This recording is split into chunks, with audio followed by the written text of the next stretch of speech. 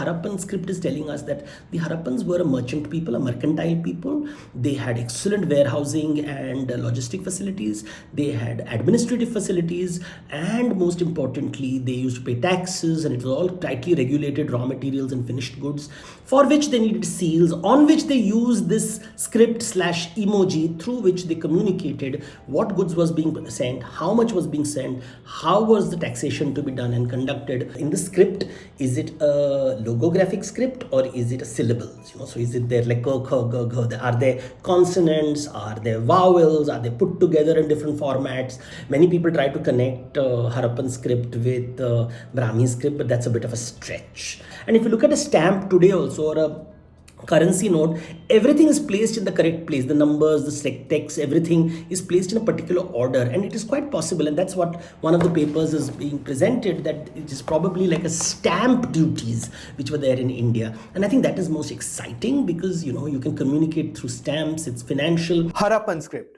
what really we know about it and what remains uncertain. Let's continue to explore in art and culture with Devdutt Pattanaik.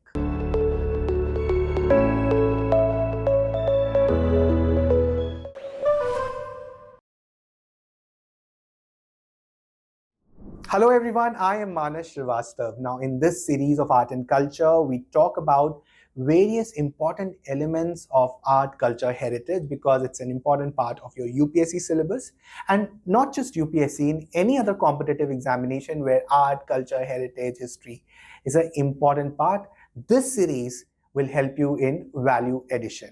Now in conversation with Devdutt Pattanaik, in the previous episode, we were talking about scripts and Harappan scripts especially, because you all know that Harappan script is yet to be deciphered, but still it tells so much about the Harappan cities, its culture, and therefore it becomes very important to know about it.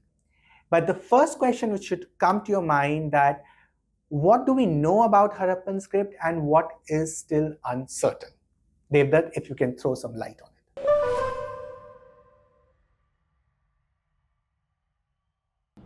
So now coming to the question of which language was spoken in Harappa, and there are these big fights going on. Is it Dravidian? Is it Aryan? Is it Vedic? Really, we will never know. Probably some people, the argument is proto-Dravidian. The word for ivory, for example, found in Mesopotamia is similar to the word pillai or pilla, which is used for the elephant in Dravidian languages, even in Odisha. So there is the word for the star and for the jewel is called mani. So people suspect that it could be a Dravidian language, but then these are speculations, very difficult to prove. An argument, but not necessarily a fact. And so we have these things about which language, so we really don't know which language, but it is a language only if it is a script.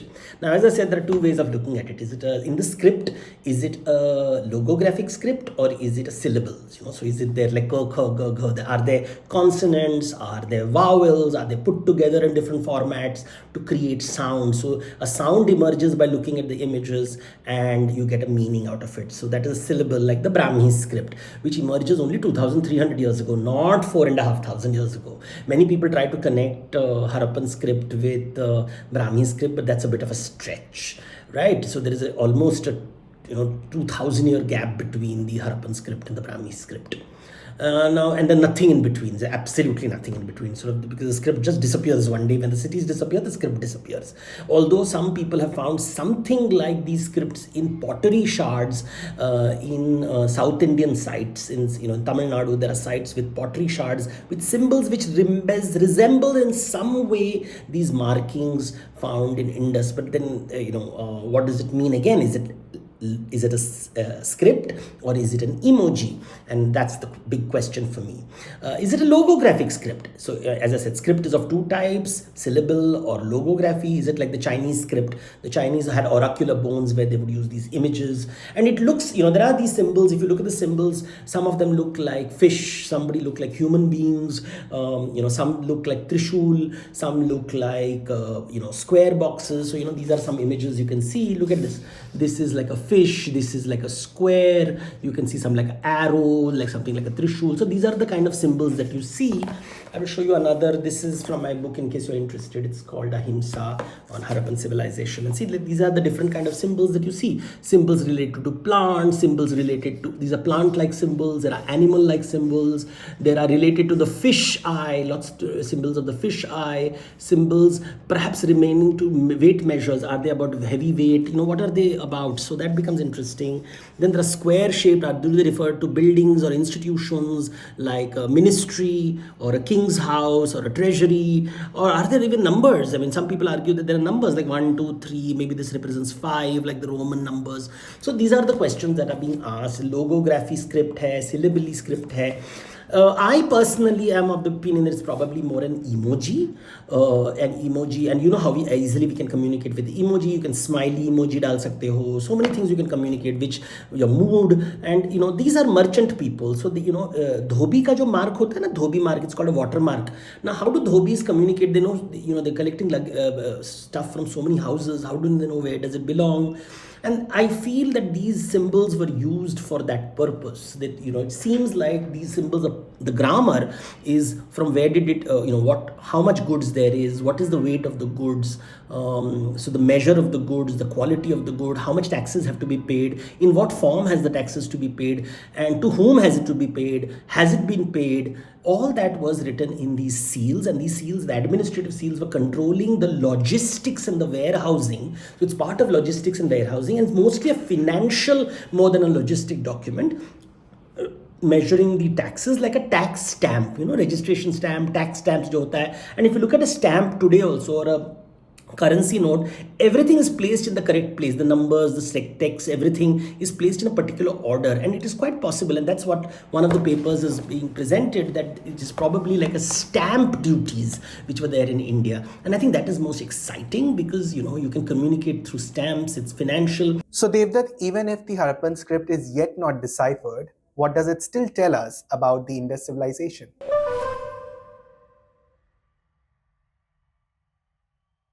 What it tells us is that the Harappan script is telling us that the Harappans were a merchant people, a mercantile people. They had excellent warehousing and logistic facilities. They had administrative facilities, and most importantly, they used to pay taxes, and it was all tightly regulated raw materials and finished goods, for which they needed seals, on which they used this script / emoji, through which they communicated what goods was being sent, how much was being sent, how was the taxation to be done and conducted, who paid whom, and receipts were maintained. The old seals were kept in boxes, so there was a receipt system to measure, have you paid, have you not paid, how much do you owe, a very financial system.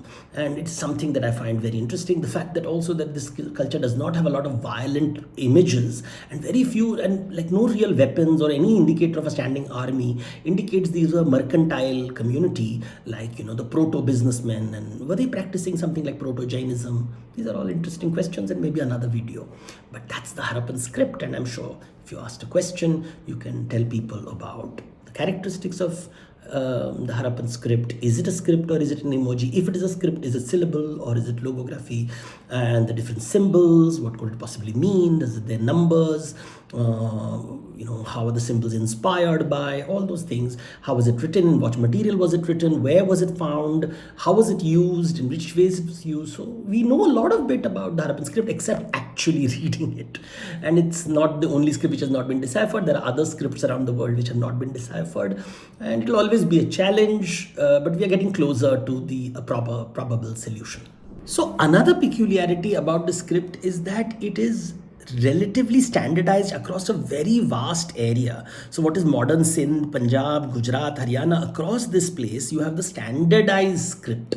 Now that indicates that it can't be a language. I mean, although in Oman they have found a slightly different variety of those symbols, but the fact that the same script is found across a very large area can only mean that it is more like a watermark and an emoji and not a language or a syllable, or only one group of people used it across this vast territory and they knew how to read it. That's another possibility if it is a language. But if it's an emoji, many people could read it and understand what it meant.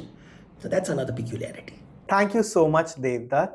Now, all those who haven't watched the previous episode must go and watch it, because you will be able to understand the continuity that we built in this particular episode.